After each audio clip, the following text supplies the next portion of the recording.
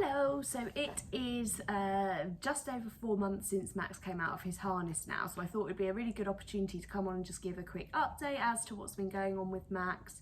I think the last time I came on was just over a month ago and Max had just started rolling, but now he's definitely more on the move. He's army crawling, sort of gets himself around where he wants to go. He's sort of not up on all fours doing crawling like that, but he sort of drags himself along and then like rolls and then pulls himself along again. So we're just sort of waiting to see how that progresses over the next few weeks or so. But in terms of his like development in that sense, it hasn't seemed to have been impacted by the harness at all, which was one of my main concerns really when he first went in, and you'll know that if you'd watched some of the earlier videos. What I did actually want to do today is just take the opportunity to revisit some of the key products that I used when Max was in the harness. Lots of people have been contacting me who've sort of just started out on their journey and asking sort of my opinion on products, so I just thought it'd be good just to give a little bit of an overview over some of the things that I bought that I thought were really helpful for us. So one of the things I brought early on, which I have spoken about before, are these harness covers. So you get sort of 5 or 6 in a pack, and they essentially just cover areas on the harness where you might get some chafing. So you get 1 for the chest strap, 2 for the shoulder straps, and 4 for the leg straps. So I only really use the shoulder straps and the front leg strap on Max, as that's where he used to get sort of rubbing from the harness. But they're sort of soft fabric on the inside and they sort of just Velcro together. You can get these off of Etsy. I think they're maybe like £20 or so for the set, but I actually managed to get these secondhand on Vinted.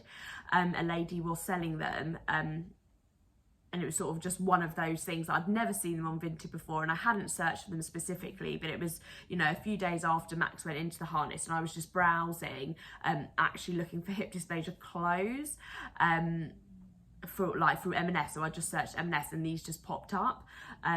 So yeah, I got these and we did use them, so they're really great, especially if your little one's got super sensitive skin. The other thing that I thought was really useful to get was these like vest extenders. So these essentially pop on to the underneath of your baby's vest, and essentially it makes it longer. So I found when I was trying to put a vest over the top of the harness, where the vest sort of came down by the leg straps, the vest in like a regular size wasn't long enough to sort of go over that part of the harness, but adding this extender gave you like a little bit more room. I will say you probably would still have to upsize in a baby grow, but you know, baby grows even in 1 or 2 sizes up will unlikely be long enough in the body essentially to stretch all the way around where you want it to go. So these I thought were really useful. These are actually useful generally if your baby is just long and you don't necessarily want them to be like swamped with a baby grow, which is like 2, 3, 4 sizes too big for them. So these were really useful. I think these were £3.50 or £4 just on Amazon. But yeah, these are great anytime really. This was a lifesaver actually, and this was bought for us by some friends after Max went into the harness. This is a Pavlik harness specialist sleeping bag, and it's by the company called Slumber. So it's essentially a baby sleeping bag which has a really wide like bell shaped body, so it can really stretch over the harness and allow the legs to flap in the way that they need them to. When Max first went in, I did try to put him in a regular sleeping bag and just gave up as I couldn't get it to be like big enough around him. It's essentially like maternity wear, like for us it's like, you know, just extra in the front.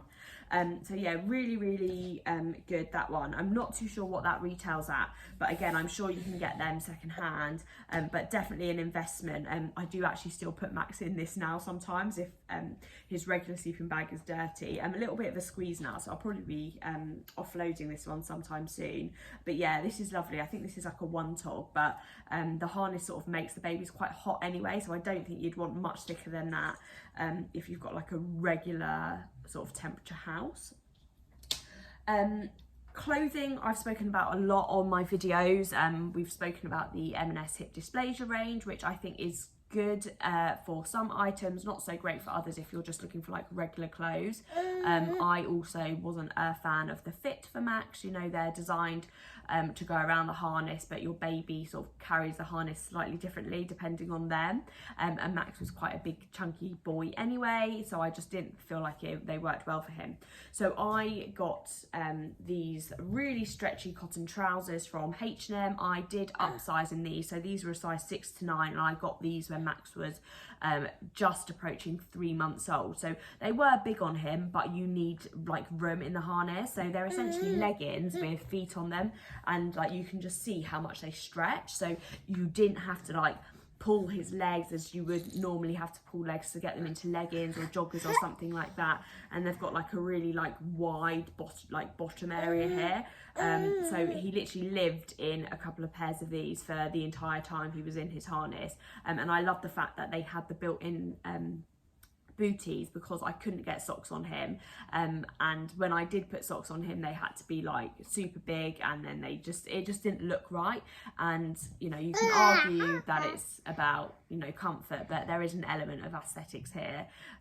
You know, he was my baby and I didn't want him to look ridiculous, so I tried to dress him, you know, as normal as I could around the harness. So they're just from H&M, and I have linked them in another video before, and I did go into H&M just recently and they've still got them, so they're great. I think it was maybe like £7 or £8 for a set of 2 or 3. So yeah, good value. And this I've also spoken about before. It's not specifically designed for the Pavlik harness, but it was an absolute game changer. We got it in 2 sizes. So this is essentially a star suit. So this is from Tuppence and Crumble. So as you can see, it is just basically a blanket with arms and legs. So there is no restriction at all with needing to wrap your baby up. So Max was in the harness through like autumn to winter here in the UK. So I needed to put him in something, but snowsuits generally are quite thick and quite bulky and everything that you don't want when you're trying to, like, you know, put your baby into a harness and not like squeeze them. So this is brilliant. This retails for I think £25 to £30. You can get them on Amazon, or you can get them on, you know, secondhand websites. I got one of them secondhand. I think I paid maybe like £10 or £12 for it, and it's been brilliant.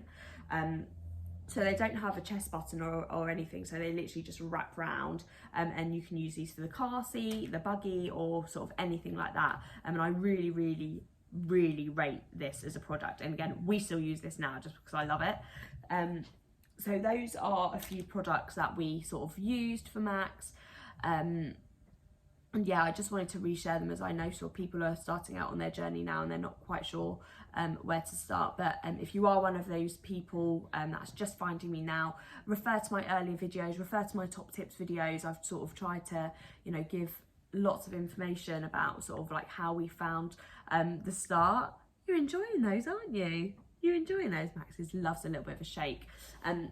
But yeah, if anyone does sort of have any questions, I'm sort of still here to just respond to people. I really enjoy still hearing from people and hearing everybody's, you know, experiences in their journey. And I know we're sort of not like live and active and like really immersed in it at the moment, but we will be again in the next couple of months.